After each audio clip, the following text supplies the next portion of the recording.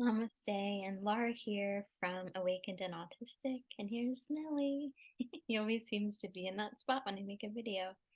And I am an autistic adult that got diagnosed at the age of 37, and I make these videos to shed some light on what autism really is and to help others who are maybe waking up to realizing they could be autistic too. And today's video is about the connection with autism and addiction.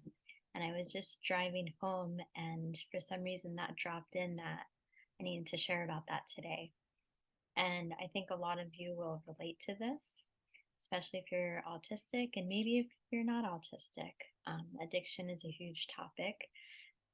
If this is something triggering for you, maybe come back and watch and listen to it at another time, but I'm going to speak more into how it affected my life. So, I actually grew up around alcoholism and addiction, so it's been a part of my life for my whole entire life. If it wasn't within me, it was with in my surroundings all of the time. And I, in school, actually ended up drinking myself. However, looking back, I felt like I fit in more with like the nerds or maybe people in band and stuff like that. But I was popular. I was a cheerleader in middle school. I didn't do cheerleading in high school. I was too shy. But my sister, she was, when I was in ninth grade, she was in 12th grade, and she was head of the captain of the cheerleading team.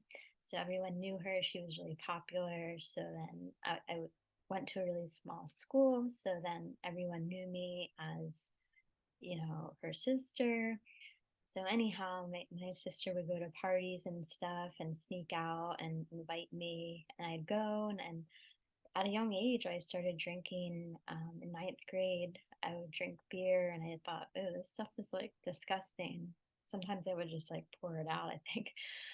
But I would just drink it to kind of fit in and to fit in with the people that I was hanging out with.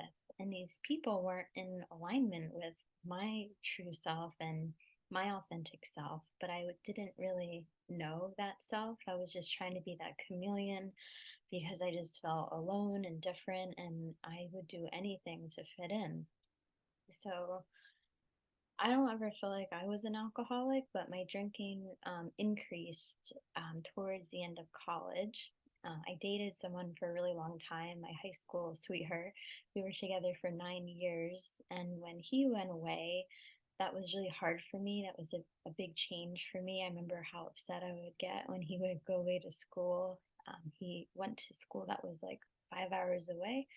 So when he would leave, I wouldn't see him for a couple of months. And I spent a lot of time with him and his family when he was around. So that was really hard for me.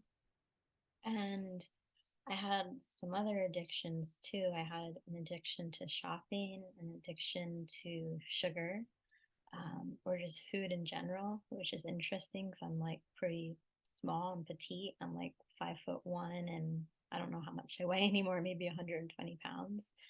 And I was even smaller back then. So I remember I was thinking back on this of times when I was trying to use material items to make me feel better. And I remember there was a time where I just thought if I got a diamond pair of earrings, I was going to feel better.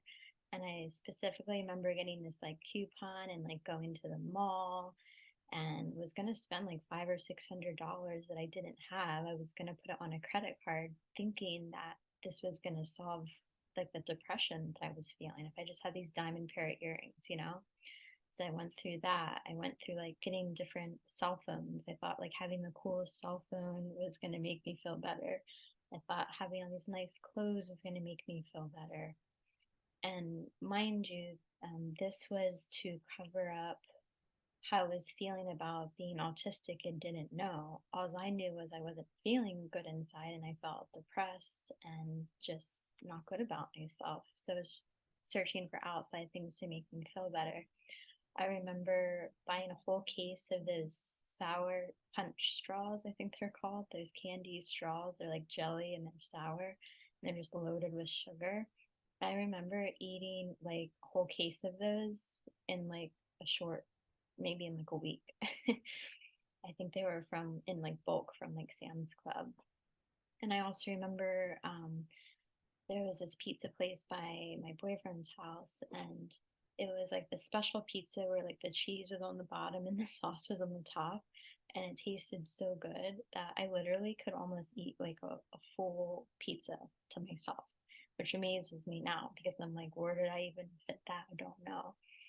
So yeah, I was doing these kinds of things. It wasn't until I didn't stop drinking until I was around 26, was like a big year for me. And forget how old I was when my aunt passed away, but my aunt was an alcoholic and she passed away when she was 40. And that was really traumatizing for me, obviously. And I don't want to get into that whole story. And I just love her so much. But seeing her pass away right before my eyes is what woke me up and actually started me on my spiritual path and allowed me to start questioning my life of like, oh, if I keep continuing down this road, um, I can wind up like that, like really sick and just not following my true potential, essentially. So that really scared me awake after my aunt passed away. I think 6 months later, I ended up moving from my little hometown in Pennsylvania to Philadelphia, which was like a really big deal for me. And that is when I started initially on my spiritual path. But then when I moved to California in 2014 is when I really got on the spiritual path even more and found things that resonated with me. That drinking kind of just fell to the side. I just stopped hanging out with those people because it was like I don't resonate with them anymore. And I'm finding these other fun things to do that are healthy for me and healthier friends. So, anyhow, I just wanted to share that when I was getting my autism diagnosis, I shared how my dad was an alcoholic, and they said he possibly could be autistic too. And the reason why people drink is because they don't know what's going on with them and they drink or whatever to cover up the pain that they're feeling. And I know my dad has a lot of the same traits as me. I don't know if he's autistic, but definitely for sure back then there wouldn't have been a way to tell if he was. And the doctors that did my diagnosis said that it's genetic and it can run in the family. So it wouldn't surprise me if other people in my family have it too. Um, as far as I know, I'm the only one that got diagnosed. So I just wanted to speak into that. And my heart does go out to you if you are autistic and you are experiencing an addiction right now. I am here for support. And also, if you want to check out some of my videos prior to creating the whole Awakened and Autistic, I already had a YouTube channel. So I have some previous videos posted of like breath work and meditation. I did 2 videos on what the dark night of the soul is, and I gave some tips in there of how to get through those dark nights of the soul. So you can check those out. You can also comment or email me if there's anything you want to share. And if you're liking these videos so far, I would love if you would subscribe to my channel, like this video, and subscribe because it helps put the video out there even more so more people can see it that could benefit. And if you know somebody that could benefit, copy and paste the link and send it to them. So thank you so much for watching, and I can't wait to see you next time. Namaste.